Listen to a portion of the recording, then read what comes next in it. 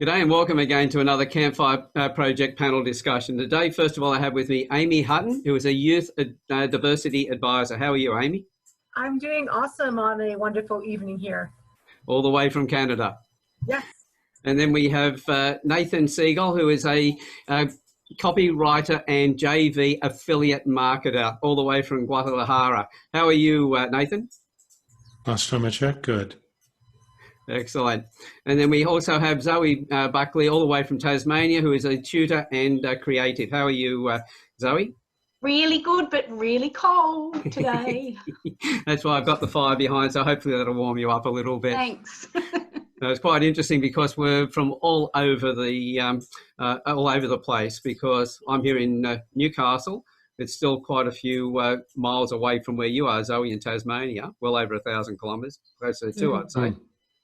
And then definitely we're right away from Canada and Guadalajara, Mexico.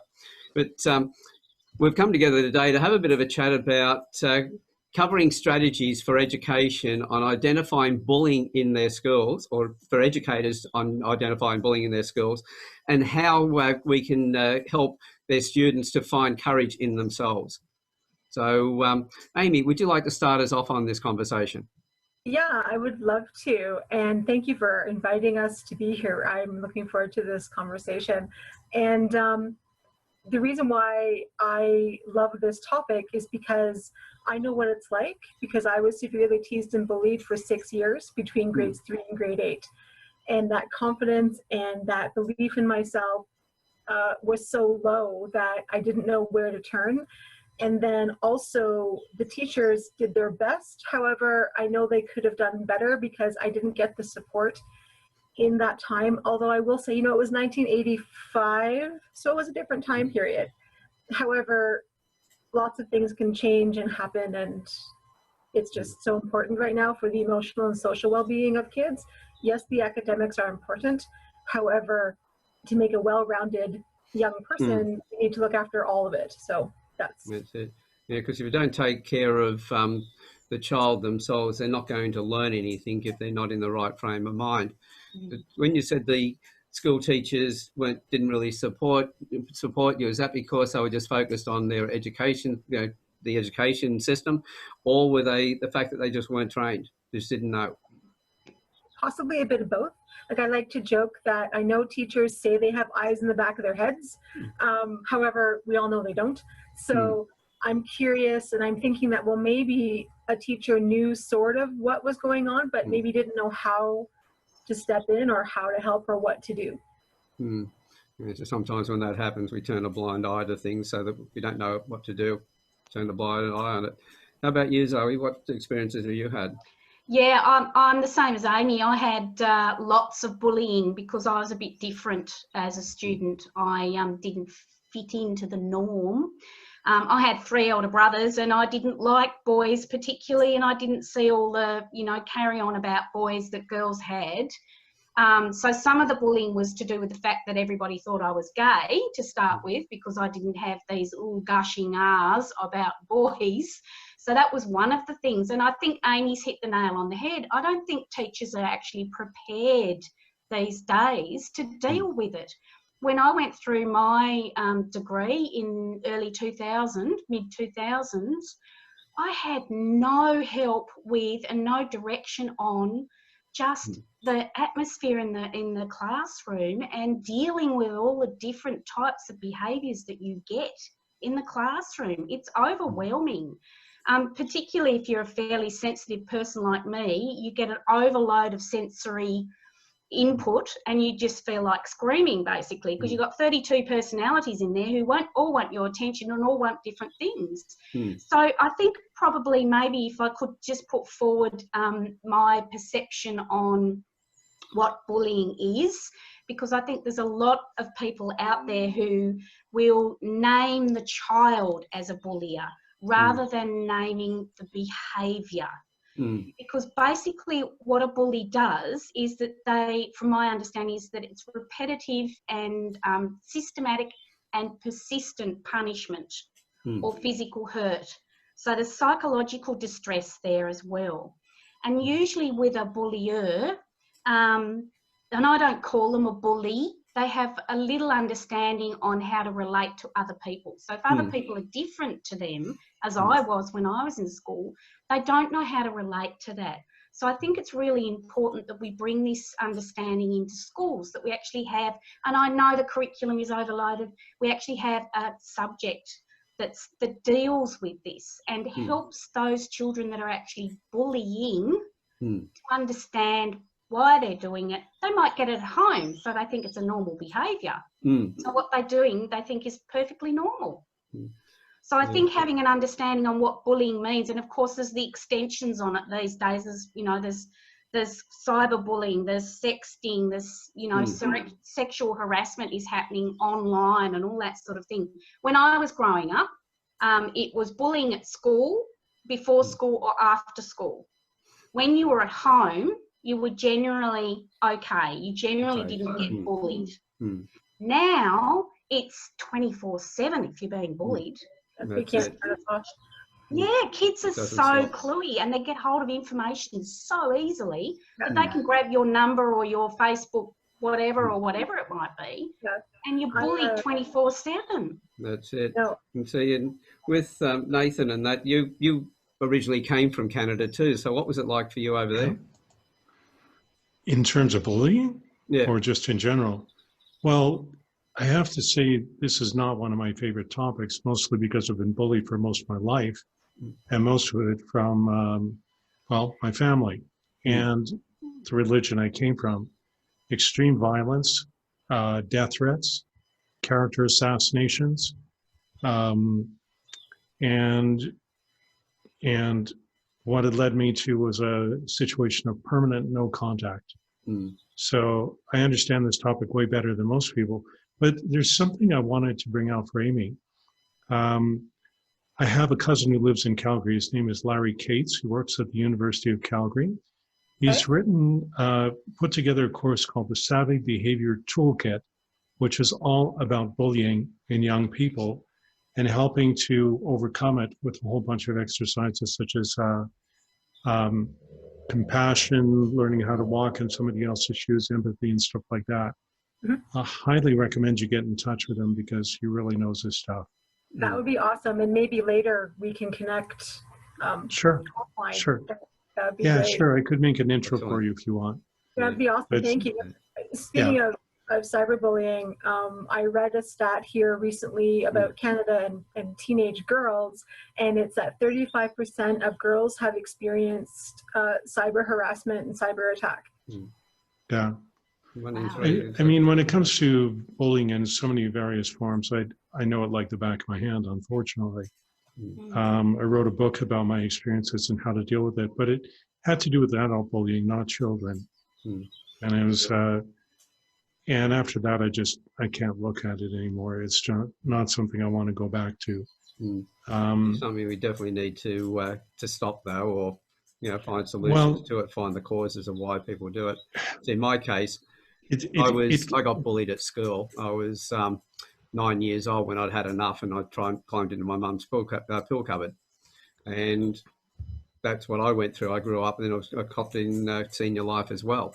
You know, you can hate the bullies, but then why are the bullies there? And that's the thing I wanted to find out was, why do bullies do what they do? We've had Doug Garth, who's was a bully at school. He's a member of the Campfire Project. He was on the panel discussion. That was panel discussion on a TV program here in Australia, one of the national TVs, and he told his story of what he went through and everything else. He was one of a number of, I think 3 of his brothers actually committed suicide because of the bullying they got from home, but that's why he was a bully at school. So it's understanding why the people bully is an important thing, that we can do something about it. Nathan? There's an extremely important dynamic if it shows up in a family situation. The root cause for me is real simple. It's scapegoating, where one child is picked to be the family garbage can, and everybody dumps their crap onto that person. And you get all the other dynamics to do with bullying, but then there's also issues to do with narcissism. And that came up repeatedly a number of years ago, but I just didn't want to look at it. And then one day a friend of mine sent me some videos by a guy by the name of Ross Rosenberg. And when I watched those videos, everything fell into place. because both of my parents were narcissists. And my mother's narcissism came into full bloom after my father died. And it was extreme, unbelievable crap, just right off the charts in virtually every single way. And the insanity of the dynamic. I mean, it led me first to walking out in 2005. I came back at one point for a little while, walked out again in 2008. And or no, wait a second, 2011. And there's no way in hell I'm ever going back. You know, and there were some really weird things like bizarre punishments and stuff like that. But it was just, you know, but the narcissism aspect of it in combination with the scapegoating, it was just the wildest, craziest, most insane crap I've ever seen. I mean, it nearly killed me. I had a major fight with my mother and brother, 2011. I became violently sick after that, and I almost died. And it wasn't until after that, through some counseling, that I woke up out of my denial and kicked everybody out of my life permanently. It was the only way, the only way. So unfortunately, I know this really well, too well. And it's cost me dearly throughout my life. So what a the way we've got thinking about, well, when we can see somebody who we know has been bullied, it's not, you know, we're going to have the perpetrators, we're going to have the person who's going through bullying. It's everybody else in between. Yeah. You know, what can well, I mean, when you're dealing with a family dynamic, there's no way that you can be safe. Right. Absolutely no way. And like, it wasn't until a few years ago that I finally realized that it wasn't me that was crazy. It's where I came from. And the dynamic that was insane. And that I was actually fine. Well, had my problems, but not like that. But the dynamics of this are to portray you as a victim as totally insane, and character assassinations and threats. And, you know, in my case, lawsuit threats and death threats, and on and on and on. It finally stopped, and I hope it's permanent, but it finally stopped when my mother died.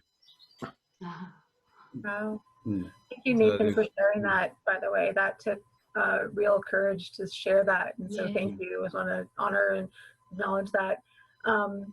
Alan, I think you asked at some point, I know we went off on a bit of a We do all the time. Yeah, you asked about, of how we can help or what we can do. And that's one thing, because I've worked with girls for a number of years now in workshop settings.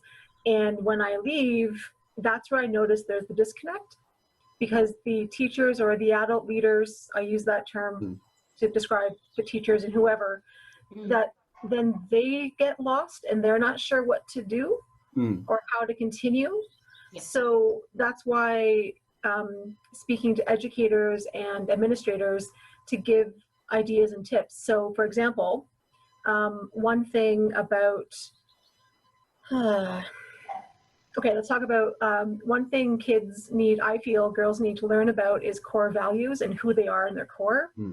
So one thing to realize that is knowing what you've done that you're proud of and what makes you happy. So an idea I'm suggesting is, depending on what kind of school you teach at, because sometimes teachers are with the students all day and then sometimes the kids rotate.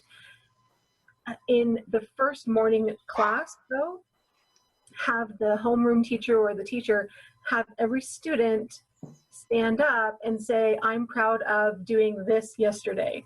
And it could be something as simple as, I'm proud of that I fed my dog. Like, it doesn't have to be school related. It could be like, I'm really proud of myself for getting, 5 baskets in the basketball court, like something like that.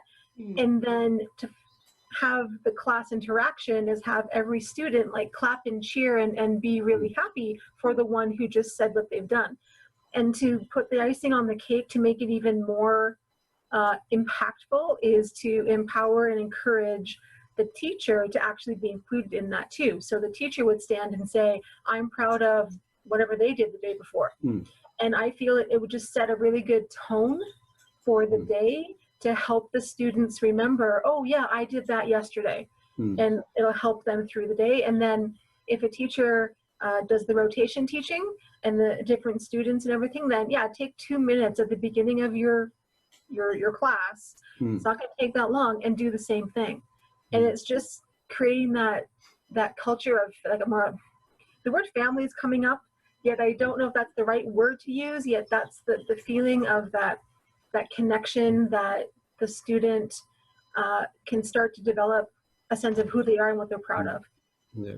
Yes, safe and secure, I guess, too, that they're able to say anything and they won't be, you know, ridiculed for it. Yeah.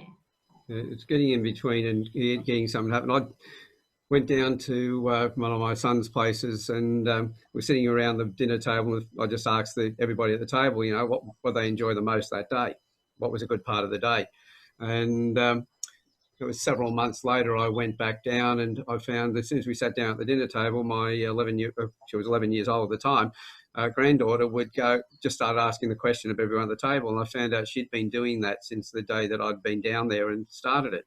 Nice. So, and I've noticed a difference in her being able to voice that good side of things, a bit of gratitude. You know, two things that sort of come up. We started out looking at the children and, you know, talking with Nathan as well. We've got that situation where it's within the family. We have that issue, and Nathan actually extracted himself from the family to be able to, you know, do some repair to get away from it. In the schools, we've got, or when it's, you know, with kids at school, we've got the intervention there. So we've got two areas that we're really looking at. We're looking at, well, how do we separate ourselves from the problem itself when we're adults? And if we're a child, how can we then protect the children as well? Nathan. Yeah, there's another thing I want to talk about, which is really important. It has to do with the breaking point. It has to do with the bullying in school. In this particular case, it was something that happened at a technical school, a college. I had a racist teacher. And initially when it happened, and he was targeting two of us, one guy who was Ukrainian, another guy, or myself, with comments like the Hebrew, the Jew, the Lebanese, and the other guy who was getting it too. This went on for 2 months and I laughed it off. And then one day, there we go, something inside me snapped and I became volcanically angry. And I went straight to the dean. And I spoke to the dean of the school, who sent me back to the department head. And the department head said, I'll take care of it. Went to this guy. And then the next thing that happens is I get called into a room with my racist teacher who tried to goad me into a fight. And thank God I didn't fall for it, because I would have wound up in jail. After that, I was down on the main floor of one of the classrooms, and I was fuming. I was furious, and I was ready to go to the dean again. And I was just waiting for the class to end before I did it. And the department head walked in again. And he asked me, how's it going? And I said, not good. He said, why? And I told him. And he said, I'll take care of it. And he did. And I never had a problem again. So one of the things that is really important about this, and I talked about it in my book as well, to do with adult bullying, is knowing who to talk to. And secondly, talking to somebody in a position of power who has chutzpah, if you're familiar with the word. It's Yiddish, it means nerve. I wanted to use another word, but I don't want to be rude here. But anyway, but the point is somebody who's got guts, who has the power to make a change and is not afraid to do it. I had a problem like this a number of years ago with an outfit called Send Out Cards, and I was getting bullied by a distributor. Unfortunately for her, I kept an email trail and a phone trail of everything that happened. And one day when I couldn't take it anymore, and I called in for help, that's when I learned about the compliance department. And I called them and I wrote a letter. 48 hours later, it was over. No more bullying, the problem vanished, because the people in power had the courage to do what was right, and they did it. And that's a major problem with bullying, and why so many people get shoved under the rug, shoved to the side, and suicides happen because nobody friggin' listens, or if they listen, they don't care, and they don't do what's right. And then they're enabling that person to do what they've been absolutely to do. To do it more, to make it worse, which pushes a person who's been bullied over the edge eventually. And that's happened to me, but luckily I survived it, but I almost didn't. I almost died, 9 years ago because of the abuse from my family. And it was only because I had a counselor who, this was another breaking point. It was very important. She asked me to write out the timeline of the abuse. I sat down for 4 hours and I wrote. And when I finished, I read what I wrote. And the first thought that popped into my head is, why am I still talking to these people? And the instant answer was, because you're family. And then I had the epiphany that saved my life, which is, yes, your family. But if I took the label of family off and I looked at the behaviors alone, I would have ended this relationship decades ago. I would never have allowed any friend to treat me the way that you do. I've allowed the label of family to blind myself to the truth. And when I think of how much I've been abused, I'm long overdue to get out. There was more that I said, but I basically said at that point, it's over and I'm never coming back, and don't try to find me. And that's how, but it pushed me to the absolute limit. And there was no other choice. There was only that choice, go there. Made it simple and hard. Yeah, need to be able to be in that state where we can make the decision to do something that's in the productive way. Well, I climbed into my mother's cupboard, going through the pills, and the thought went through my mind, everyone's going to be happy when I'm gone. And that's, I went to sheer anger, because I thought, why am I making them happy when everybody around me had made me miserable? And that's when I stopped taking the pills. Other than that, I wouldn't have been here. So it's making a decision. So it's setting things up so that people can make those decisions as well. Some of us have been lucky to make a positive decision, as opposed to, well, I know in Australia we've got 8 people a day commit suicide. 6 of those are male, and 2 females every day of the week. That includes, well, that's gone up with all this social isolation, or social distancing, as they've called it, which is really physical distancing. But the impact of that word's had an impact on people.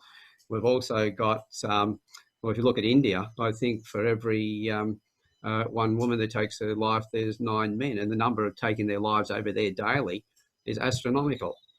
And so we've got people around the world committing suicide through desperation. So knowing who to turn to is number one, to get some solutions. Number two is, if you're able to observe it, as Nathan had said, having the, and I'll use the word, having the balls to do something about it and step in. Well, and that's where a large part of the problem lies. We can have all these tools and ideas, but we really need to be able to talk to somebody who's got the courage. Because a lot of these people who supposedly have the authority are scared to death of the bully, and they won't do anything. Happened to a friend of mine too, where she was being bullied in the workplace. And it was so severe that she was forced to quit. She had no other choice, so she became violently ill. And I know this because of my own experience and how ill I became. And I was alone and I was terrified. It was only after I got better that I realized how sick I was and that I was very close to dying. So, and if I hadn't gotten out of there, I wouldn't be here. I'd be dead by now. No question in my mind. Yeah. So. You know, at the same time, we've also got the children. We've got to, you know, we need to be aware of what's going on. We need to be able to recognise it. So we've really got to have our own eyes open. We've got to notice what's going on around us, whereas most of us don't want to see the bad parts of life because it makes us feel bad. Well, I found actually in the schoolyard, for instance, that most teachers will just walk past it. Yeah. Whereas I would say, hang on, that's not on. You don't do that. Because they don't know. They've never been taught how to deal with it. Well, they also need to learn your skill, Alan, of how to read faces, and that kind of understanding needs to become common knowledge. It's like one of the things that there are a few times that I've been dead on accurate with reading people without knowing what I did. I remember years ago, a politician, Brian Mulroney in Canada, debates between him and John Turner. And I was standing in the living room at this house where I was living, and I listened to Brian Mulroney speak, and I said to my roommate at the time, that guy talks out of both sides of his mouth and his asshole all at the same time. Well, as it turned out, Brian Mulroney turned out to be one of the most corrupt prime ministers in Canada. There was a book written on the take. Yeah, the second thing that's happening for me is Fauci. Can't stand him. The guy's a liar. I know that everything he says is a lie, but I can't tell you how I know it. So this is the thing when it comes to every child, unless they've got a certain condition, read adults extremely well. Every one of you are lie detectors. You know, you emotional detectors and everything else when you're young children. As I always say to parents, how often do your kids push you to the edge but not push you over the edge? And some people will say, oh, they pushed me over the edge, but your kids are still here, aren't they? They go, oh, yeah, just. Because the kids read you, they know how far to take things. But as we get older, all the things that we do, everything we get involved in, well, it's like, you know, if we haven't ridden a push bike for a while, we get back onto it, we're pretty shaky. We don't just jump onto it and take off like we did when we were younger. So it's like any muscle, you don't work it, it atrophies. So as we get older, and this is why you had that gut feeling, you've read the non-verbals, the stuff is there. And when I teach people, all I am is I'll call it a personal trainer. I just help you build that muscle that you had when you first started. But we all can read other people. And don't talk to me about education. That's another story. In 2016, I sat with the head psychologist for New South Wales Education, her and a counterpart. I put all the stats on the table, pointed out, yes, everything you said, Alan, is absolutely true. We're going backwards. But we believe, and get this, we believe that if we keep doing what we've been doing, sooner or later we'll get a different result. I think Einstein had a bit to say about that. That's sanity. I hear you. Yeah, because the other thing is that even though the government on several occasions has told me that kids are the most important thing, we spend so many hundreds of millions of dollars on them every year, but we don't look at third-party information. And I go, I'm not being endorsed. Here's something you can try. Try it and see if you can get a result. If it doesn't work, you know, if you don't do something different, you're not going to get a different result. That's going to be the situation. Yeah, that's true. We're too busy teaching the curriculum and realizing the kids are getting further and further behind because they're not in the frame of mind to be able to learn. So we have to take that back step and we have to find what are the issues that are stopping our kids from learning. And bullying, I'm afraid, is one of the biggest ones.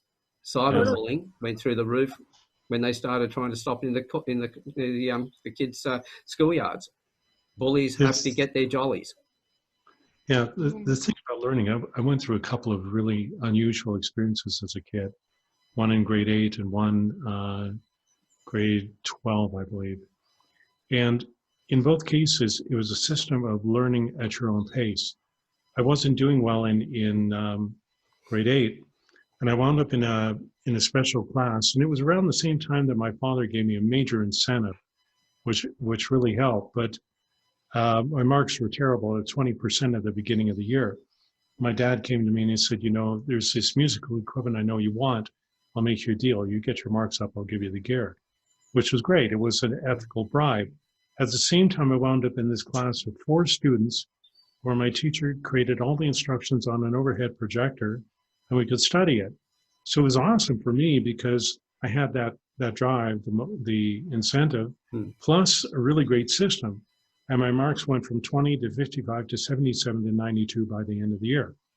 So everybody was happy and I got the gear I wanted. But there was another situation at another school called Bishop Carroll in Calgary.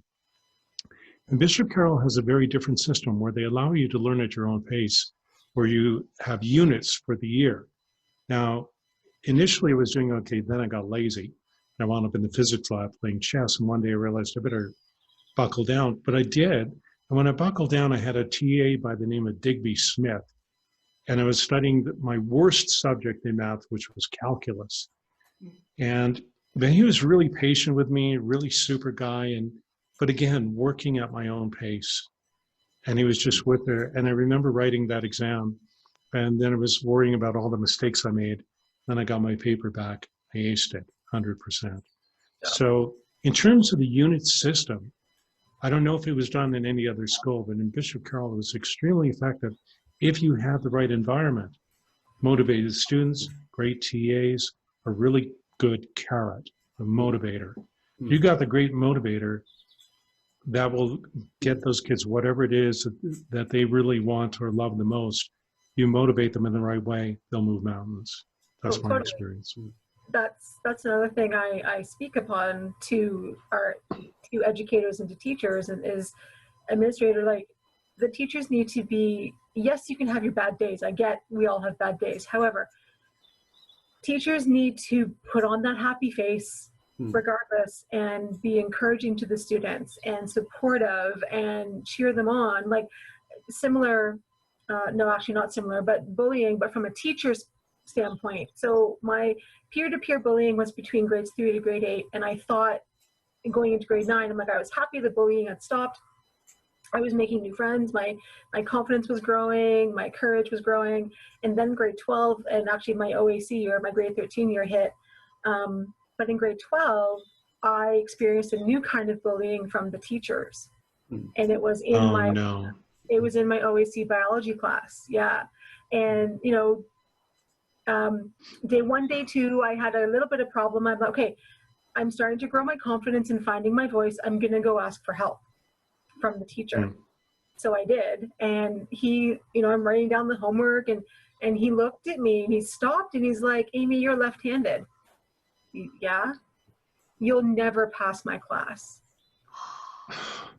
And I was like, what? Like, you can call me a loser. You can call me stupid. You can call me dumb. Like, now you're calling. It's going to fail you because you're left-handed. I'm left-handed too, by the way. Yeah. So I sat through the class, the semester, quiet as a mouse, and the feelings of stupid and dumb and retarded came flooding back in. That's the ones I'm used to. However, the last unit we did was anatomy and physiology of the human body. And that's something I had interest in because I was a lifeguard and a swim instructor and all that sort of stuff. And I actually started raising my hand again, and I started answering the questions correctly. And the teacher stopped and he looked over at me and he's like, where did you come from? And I didn't say anything, but I thought, I'm like, I've been here this whole time. You just haven't seen me. So to remind educators and teachers that using that sense of authority and that power and abuse of power over a student is wrong. That it's a form of bullying, and that teachers need to check their assumptions at the door. So many years ago, I can understand why they tried to stop people who are writing with their left hand. If you think about back in the old days of pen and ink, you know, the quills, and you were writing left hand, you just smudged everything you wrote. Yeah. Because your arm became the blotter. That was the only reason they stopped it, because you write away from the ink when you use your right hand. When we moved to biros, or a person's using a pencil, there is no smudging anymore. And this is where, but they turned around, they believed that was to do with intelligence. Also, if you talk to some of the gynecologists or pediatricians, they will talk about somebody with low set ears as being low intelligence. Yeah. Well, as far as traits go, low set ears is somebody who is very idealistic about things. Their values are really strong. And if you're somebody who's more realistic, who's likely to change for the good of the larger group, thinking that's the way to go, this person's going to be extremely stubborn and everything else. So they said they were dumb. It's not. It's just part of their personality traits.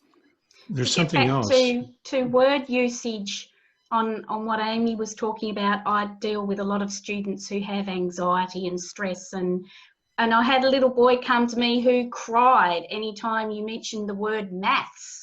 And eventually I found out that all his teacher said was, oh, hurry up, you know, we'll call him Johnny, hurry up, Johnny, you're too slow. Now he deduced, right or wrong from that, that he was dumb, that he couldn't do maths. And so he shut down.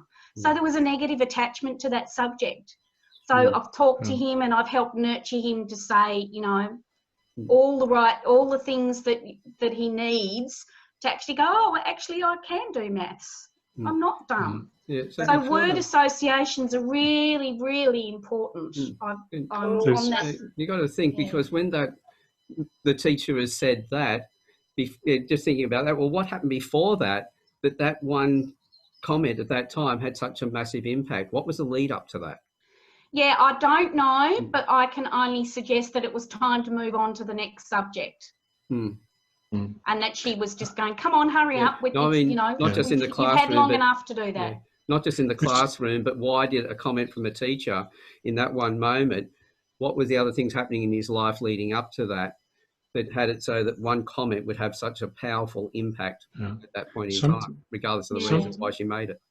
Sometimes a perspective shift can make a major difference. And I'm going to give you a really hardcore example. I was in art school a number of years ago, 18 students. And one day when I finished one of my assignments, I got up and I thought, geez, I wonder how many of us are left-handed. 16 of us were left-handed Oh, in art school. Wow. Yeah, 16. It was like, oh, wow, that's kind of cool. Yeah. And I mean, I never really had much trouble in my life being left-handed, except in those damn classroom chairs that were designed for right-handed people. It drove me absolutely freaking nuts trying to write where I couldn't support my arm properly. Oh, I hated those things. Yeah. the left, the right hand, the scissors. I Oh, always struggle yeah. with scissors. It's like the left-handed teacup, and that's another joke, but that's something else. Yeah, well, exactly. But the left-sided, you know, it's more creative. If you're looking at the way we're structured, right side's more logical, left side's more the creative side.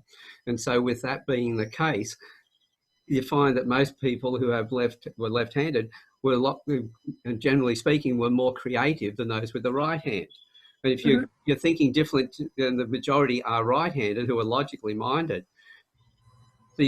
anybody who's different, we have a problem with it. And that's where bullying and things like that come from. So straight away, you know, those that were left-handed were at a disadvantage simply because of the quantity of people who were right-handed and the attitude to anybody who's different. Yeah. Wasn't that way in art school? Carried through into, you know, adults who we think would be more, you know, wiser about that particular thing. Yeah. You wouldn't get that sort of comment from a school teacher. It was really welcomed in art school. I never saw any problems with that. Some of the teachers I had were some of the most outstanding people, very, very open, experimental.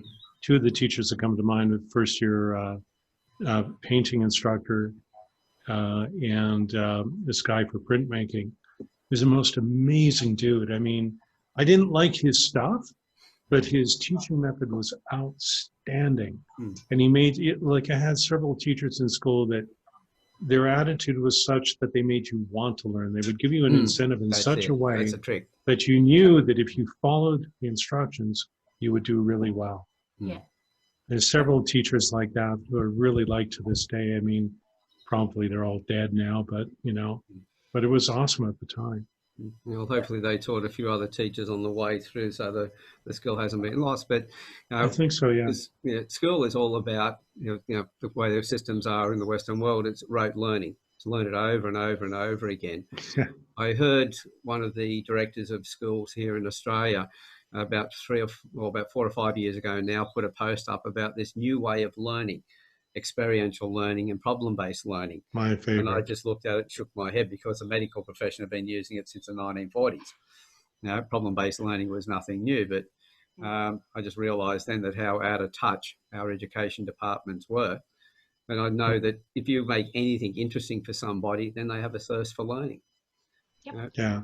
My greatest student at the moment is my 12-year-old granddaughter. She's doing my master course and she's blitzing it. Yeah. And why? Because she's really passionate and interested in it. If you create something that's fun, I mean, there was one class I was in tech school, which I enjoyed so much. It had to do with fabric and dope for aircraft, where you stretch linen over a form, sew it into place, and then you use other patching to finish it, and then you paint it. And it was stitching, a lot of sewing. And I really enjoyed it. I don't know why, but I enjoyed it so much that my classmates gave me the nickname of the Happy Homemaker. You know, but it was like that. I mean, some of the classes we did were so much fun. I mean, they were supposed to be, you know, teaching us all these skills for working on aircraft. But some of them, like that one and sheet metal work, which I just loved, and other classes that we did, I mean, I could have done them forever. They were so much fun. Well, there's life skills in that too, isn't there? I mean, you're learning how to sew, so if you get a hole in your sock, you know how to sew it. That's a different kind of sewing. That's darning as opposed to stitching. Yeah, I know, but, you know, there are things that can go hand in hand, so they're not just learning how to do that maths, you know, X equals Z plus Y or whatever. They're actually learning how to put that into a life skill so that they can look at it in different, you know, they're learning different scenarios of how to use that skill, not just on pen and paper. That's the sort of thing that I try and teach. my students. For what it's worth, I taught myself how to knit using YouTube videos a number of years ago.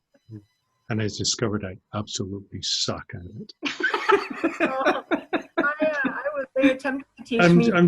I'm not patient enough. I just am not.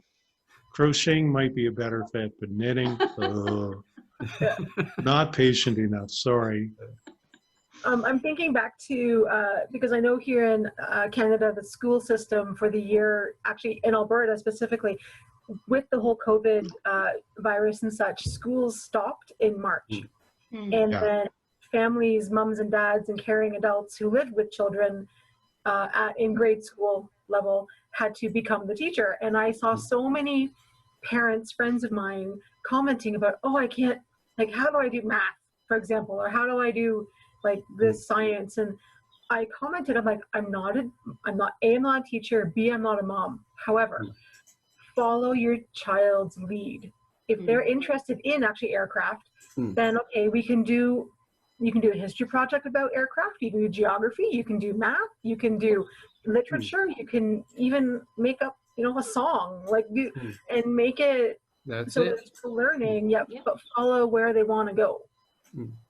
Find the key, that thing that triggers their interest, and then build your education around that. Yeah. Life becomes so much easier when you are able to tap into the interest of someone.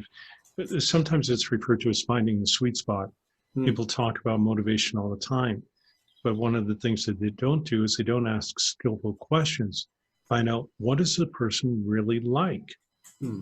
What's the thing that really turns their crank in such a way that if you wind up tapping into that, you've hit the mother lode. And it's really, it's one of the lessons out of how to win friends and influence people. It's another lesson out of NLP to do with asking skillful questions. And it takes practice. But when you figure out how to do it and you hit that sweet spot, like I was out with my girlfriend a while ago, and we went to a party, and I was talking to this guy, Ron, and I just asked him questions. And eventually I found his sweet spot. And all of a sudden I became his best buddy. And after that, he couldn't stop sharing with me. But it was something I liked too.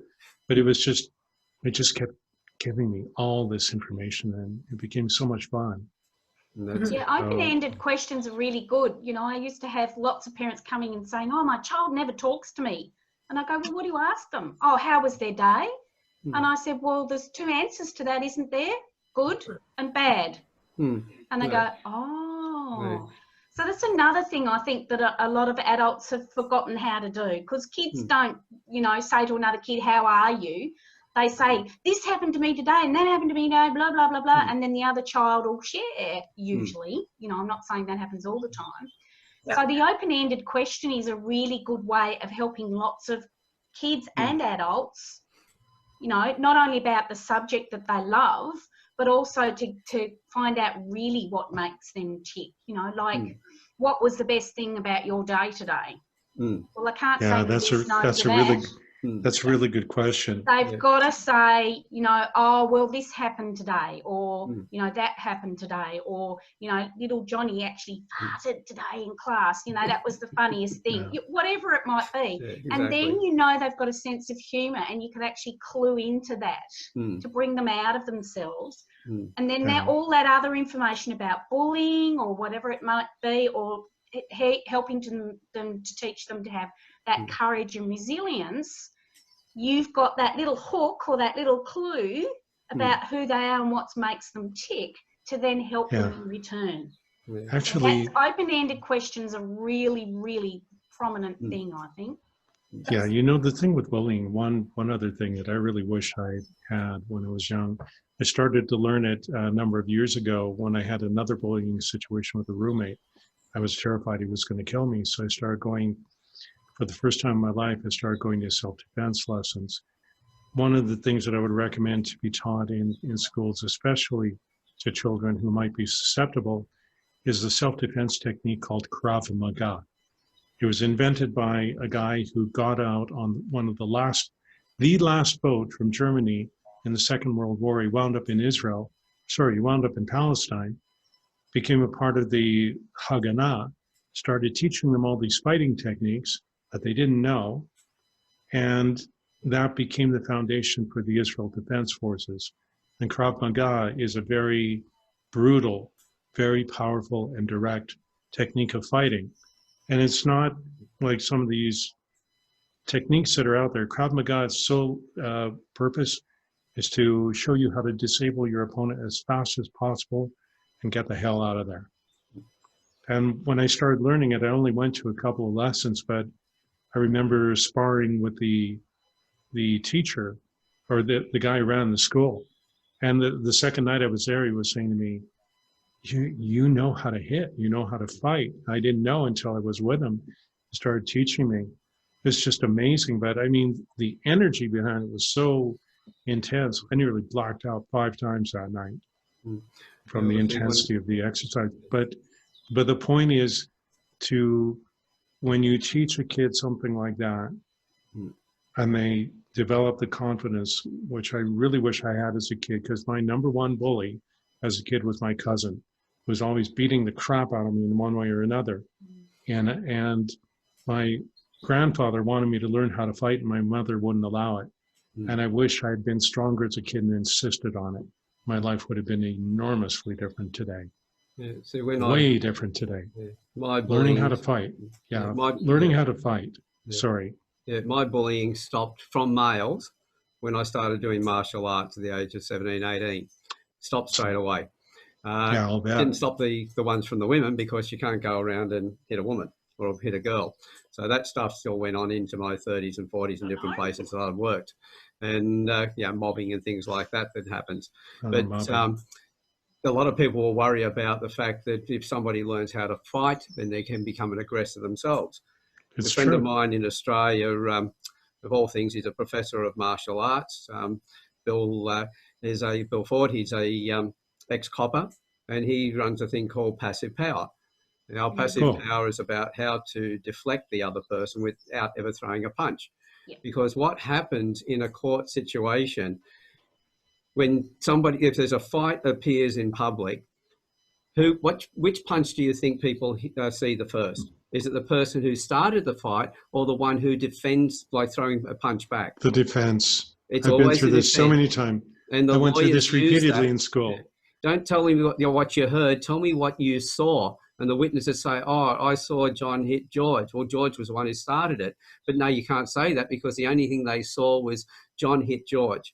And so with Bill's system, I had a guy who was one of his counterparts. We're doing some training. This guy's well over 6 foot. He's about 6'4", and he's twice my physical weight as well. He'd come at me, I'd do the deflection, and if he came at me really hard, he ended up on the floor. But everyone could see that he fell over. It wasn't me throwing a punch. And so with that, that's what we should be teaching in school, because we're not teaching the kids to be aggressive. We're teaching them how to defend themselves. And if they have because it's being able to hit somebody and put them down, or to be able to deflect them, gives you the same outcome, and that is the feeling of confidence, self-esteem that you're okay. So it's not so much the thing we're teaching them, it's what they're getting out of it. So I prefer to just deflect somebody and walk away, because that person who's attacked me looks like an idiot then, because every time they come, boom, boom, flick away, and everyone goes, here's this big person pushing a small person around. It doesn't take long before they just go away. Yeah. They may come back to the bullying in other ways, cyber and things like that, but as far as it goes, you've taken the power, you've kept your own power. You haven't taken theirs. They've lost theirs because they've given it away, but you have kept your power. And there's a great episode in Kung Fu, the TV series, David Carradine, where he defeats his opponent almost completely without throwing a punch. That's it. And everything that the opponent throws at him, he basically sidestep it. And eventually he does knock the guy to the ground. It's like, how the hell did that happen? But it's just really cool. I loved watching that episode. And that's what the passive power is all about. But that's what it is. And and this is where, because it's a power you feel. It's passive. You're not seen as an aggressor. You're not part of the problem. You were just part of the solution. You stopped that event from happening. So being able to do that. But today we're not, I know Bill was trying to get that into schools, and again, they weren't interested in that. we're talking about gratitude, we're talking about mindfulness and things like that. You have to fight and struggle. I've spoken to a number of people recently who've had a whole lot of different programs. They've taken it to different education systems around Australia and said, we're giving this to the school. And they've still been rejected because the focus is on the curriculum. Yeah, on the academic. Well, there's something else. It has to do with being seen as weak, being seen as ineffectual. It also has to do with power and control and needing to be seen in a particular way. And if these people don't know how to bypass that, then they're always going to get rejected. So it's, again, the skillful questioning could come into play here and working on it until you find that door, whatever it is. The other thing I think we need to take into consideration is the education system first came about in the industrial age. How many hundreds of years ago was that? Now let's think about that. They needed readers and writers back in the industrial age. That's that was the purpose of education. They need readers and writers. Yeah, it was to take us off the farms and put us into factories as well to educate us to and work those longer hours. How many hundreds of years later is it now? How much society has changed? So the system has to evolve, and that's the problem. Those that are in power can't see that. They just think, oh, we need people for this job, so we'll put those subjects in the school. What happens to those kids that aren't part of that? They fall below. They don't know how to fit in. They feel dumb. They feel stupid. You know, that's the thing. So I think we really need to look at, you know, what Finland are doing. Finland are amazing what they do. I mean, for starters, teenagers start later in the morning because they know that teenagers have thousands of hormones all going all over the place. They need more sleep. So how can they function at school earlier on when their brains are not ready for it? So this is the thing. We're meant to be the lucky country. Well, come on. Australia I'm talking about, let's pull our fingers out and get out there and do something, you know. I love that expression. Me. I refer to Australia as love that expression. Country, but the complacent country. I'm sitting on my hands, by the way. I won't get on the soapbox. I totally Too much agree. information. Yeah, to help, like, for a little while, so I do work full-time during the day. I've done a few different things, but at one point I was working for a school that their motto was teaching your child how to think, not what to think. Yes. Yeah. So that's what problem-based learning does. Yeah, and it was structured school, and I remember I had a little guy who was in grade 2 or 3, and he loved hockey. So for one of the math questions, math unit, we were doing ordinal numbers, so first, second, third, fourth, and so on. He designed a model with little figures made of like a Play-Doh type of substance of these players on the hockey rink, and he labeled them all one first, second, third, and all the way up to I think 20 he had to do. And then I had him tell me about everything, and he could tell me back everything that he had to answer through the model and through the thing. So I encourage, that's one thing. Also speaking to teachers and educators is, yes, you have to have a curriculum. I get it. However, let's, through education, like through the units, like I know when I was in high school, we did a few independent study projects. So, and then we were given a list of what to choose to talk about or study or do. And one time I saw one that I wanted to do from one of my history classes, and I went to my teacher, who was one of the encouraging teachers and the supportive teachers, and I said, I want to do, I think it was George Bernard Shaw, I think. And George Bernard Shaw was actually a cross-dresser. Like he dressed up as a woman to get, it was weird how it all worked out, or George Bernard Shaw, anywho. But I remember dressing in like a long dress, and I had like a pants and a top on underneath, and I actually like took the dress off in the middle of my presentation, and the teacher was like, what are you doing? I'm like, I'm being who this character is. And that's like, who this person was. So to make it fun, to make it interactive, will help the teacher, will help the students learn, and really increase the class, like the test scores would come up, and the rates of suicide will go down because of it. And I know here in Alberta, in Calgary specifically, they've been talking about raising the class sizes. So from example, from we'll say 30 students up to 40 students. And I'm sitting there thinking, the kids who are the slow learners, who are the shy kids, who have some sort of disability, they're going to fall through the cracks even more because the teachers aren't going to be able to see them, to be honest. Because not only the kids who are unhappy at school, the teachers are unhappy as well. You know, I don't know any teacher who became a teacher because of the long holidays and the high pay that they get. Because through their holidays, they're working their tails off and they're working long hours. But I know that, well, the stats were that 40% of school teachers, once they finish their training, will never see the inside of a classroom. And of those that do take up teaching, 40% of those will quit in the first 5 years. The other thing too is that not one person knows everything about maths and English and geography and geometry and blah, blah, blah, blah, plus be a police person, plus be a psychologist, plus be a social worker. Not one person can do all that. And I think that's where there's a misconception that teachers have to know everything and do everything. A lot of the parenting that used to be done years ago, and look, don't get me wrong, I understand that both parents sometimes have to work and that it's difficult to fit everything in. However, most schools now are being seen as the parental. You know, we're supplying breakfasts and lunches for kids. We're telling kids what's moral and what's not moral. We're doing driver education, for God's sake. You know, it's so, I think there needs to be a pullback on all of that, and there needs to be some pressure taken off the teachers and taken off the system.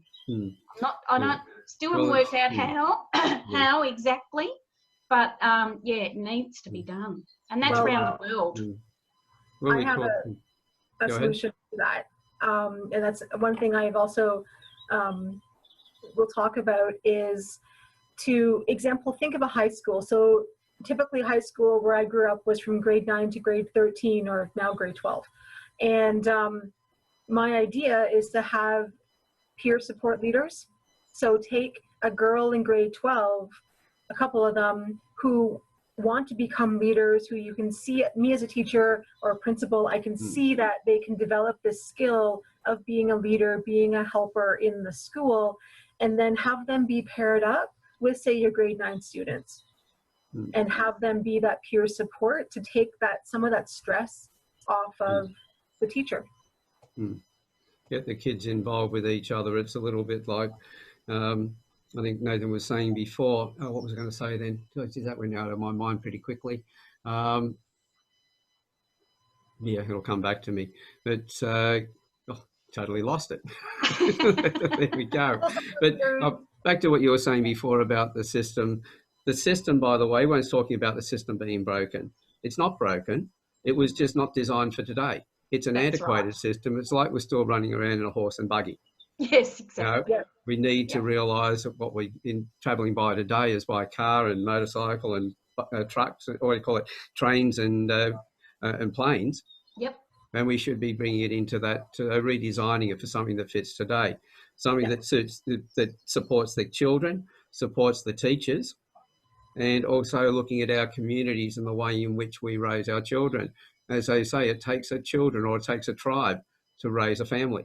Yes. And the other thing too I'm finding with schools is that it's being looked at like a business. So, I mean, come on, people, you know, schools are not a business. Community, you know, hospitals and things like that, they're not a business. They're there as a service to the greater family, as you put it, or the, you know, the everybody out there. So I think that needs to be pulled back on. There's too much economic stuff thrown at schools to, you know, you have to find this and you have to do this and you have to do that. to make a profit. Not about profit. They're about, you know, your profit is in how you are educating those people in that environment. Really, it's not about money. Yeah, well, when I spoke to the education departments, they were telling me that they'd given the principals more money, so they had more in their budget. But what they also excluded to tell was that they transferred the responsibility of paying for all the electricity bills and everything else, all the administration stuff. And you took teachers who were fantastic teachers who got promoted into principals positions without giving any business education and put in charge of the group. And so they get lost. They haven't got the skills in working with their staff and with the communities and everything else. So they're under stress. They take their stress out on the teachers take their stress out on the kids. Family takes it out on the teacher as well. And it's just everybody's pointing at each other and we're not working together as teams. We're not looking at going, okay, what's the important thing here? Well, first of all, the kids have got to grow up happy and healthy. If they don't, they're not going to be productive. They're not going to learn. And then they're a drain on... But all we do is we go to the end and we say, we've got a kid who's a drain, we've got to stop that, but we're not coming back to our responsibility at the front end. And so we need to be able to, and increasing the size of the classrooms just proves that we have got less teachers than what we had before. We haven't got a shortage of people who are trained as teachers in Australia. We've got a glut, we've got a surplus of them, but they're not getting into the schools because they're just not going, or they're only there for a short period of time and they drop out. We need to put a new system in place. We need to replace the old with new. Don't change the old one, just get rid of it and put something completely new in. Because when you start moderating something, you find that you're putting new bits into it and they don't marry up. They don't work. And also the teachers get tired. It's a perpetuating thing because yet again, they have to learn something new that has to go in. And then, you know, 6 months later, they're going, oh, that didn't work. We're going to change it and do this. And, you know, that sort of stuff. Teachers are not given enough freedom to initiate what they need to in their own classrooms. It's, you know, numbers and NAT plan and all that sort of stuff going on. We need to finish up soon, but just before we do, are there any ideas that you have in how we can go about getting those changes? Is there anything you can think of? Wow. That's a big question off the top of my head. How long have we got? I think team teaching is really good. Like each teacher has their own strengths and their own weaknesses. And I think when you work in team with somebody else, you're there supporting each other and there's a less stress on one individual because it's, you know, you feel like you've got that support and security underneath you from that person that you're working with on the same level. So I think having one teacher in one classroom with 30 odd kids is a disaster in itself. No person can do that on their own well all the time. So I think when you're working in conjunction with somebody else, I think that's a plus.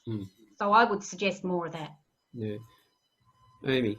Yeah, I feel a lot of it comes down to, because a culture of a workplace, so a culture of a school, the leadership comes from the top down. So if targeting, like me targeting the principals and the administration to remind them that they may need to remind their teachers about you know, the social and emotional well-being of a student. Like maybe they need to go back to school, like a workshop style or something, and have a person like myself come in and do some things with the teachers and remind them about the social and emotional well-being of the children, that then they can carry it into their school year and into their classrooms, and then just the ripple effect will come down from there. And it's all about creating that safe space for the kids to be themselves and to explore, and it's not in reaching distance. But Brene Brown has a really good book called Dare to Lead, and in her book, near the beginning of the book, she talks about safe spaces and teachers. Excellent. Nathan? A few ideas which come from the writing world. First one I would suggest is to get the people in charge to sit down and do something called a mind map. That's step number one. Step number two is to write out all the top ideas on a piece of paper. If you were writing a book, they would call it creating an outline. And then from there, to take the top 3 on that list and implement them and work them until they're done. And then you take the next top 3 and so on. That's it from my perspective. Excellent. It's a great, lovely visual thing too, isn't it? Because we all learn in different ways. Yeah, mind map is incredibly easy to do and very, very fast. Yeah. You don't need software for that. You need one of Yeah. these and a piece of paper. The other thing I find with a lot of principals, because I work with kids that are wards of the state, they're immediately labelled as soon as they go into school. So any problem in the school is put down to that child, even if they had nothing to do with it or not. So I find with principals, they don't like somebody else coming in and telling them what to do, or even trying to help and show them what to do. So I think when they're stepping up to doing the principal role in a school, there needs to be some education there. So they need to go back to school and learn a few things that are going to help them in that position. And I think, Aime, you've hit it on the head, but they need to be open to that and open to being guided. Yeah, they're the principal of a school, but they don't know it all. And that's what I come up against. You know, how dare you come into my school and tell me what to do? And I go, I'm not telling you what to do. I'm trying to show you the best way forward for you and this child. This child's been kicked out of every school in the southern part of Tasmania, and now you want to kick them out again, and they're 6 years old, and you're putting that on their records. So yeah, I'm being a tough nut here and saying this is where I believe I can help you to do that. But they need to be open to that, and that's the problem. And I think Nathan hit it on the head before there as well when he talked about the questions you're asking and everything else. To get someone's compliance is not by telling them to do something, but it's a way in which asking questions that then they realise that, hey, this is the best way that I can do things. Well, that's a great idea. Let's do that.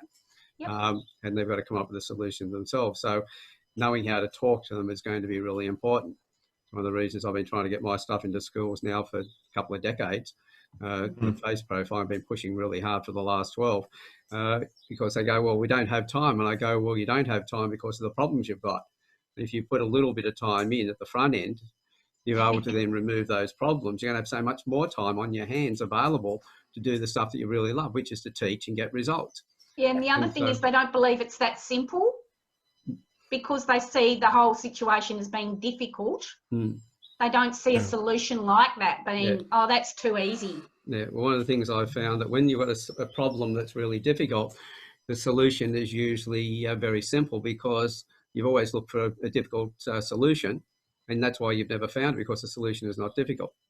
Occam's razor. Children for their parents and for their teachers, one in America in particular, who instantly, once they spoke to the child the way the child needed to be spoken to, problem was solved. And the child just got better and better, even when they went off from elementary school to primary school, or middle school, whatever you call it over there. The end result was straight away his academic levels continued to go up. The life of the parents was made a lot simpler. The teacher's life was made so much simpler. The administration, the principal wasn't seeing him every other day, so it freed the principal up for other duties. It's just taking that little bit. Don't look for a difficult solution to a difficult problem, look for a simple one. Yep. And as Nathan has said, you just take a couple of little items, you make one change, you test it, you see how well it works, then you take another one. If you implement a whole lot, you don't know which ones are actually positive and which ones are negative. So you don't have to put a lot of time in, just take a little bit at a time. But I think we're pretty much in agreement that communication, we've all got to start communicating at a different level than what we have been doing right across the board. Totally. And respectfully communicating too, I think, is the other thing. That's it. And that's the thing. If you don't communicate respectfully, then there is no communication. That's it's right. as simple as that. Very anyway, true. I'd like to thank all three of you for being on here today, Aime, Nathan and Zoe. Really great to have you all here. And it's nice to bring ideas from all across the world coming into one little location as well.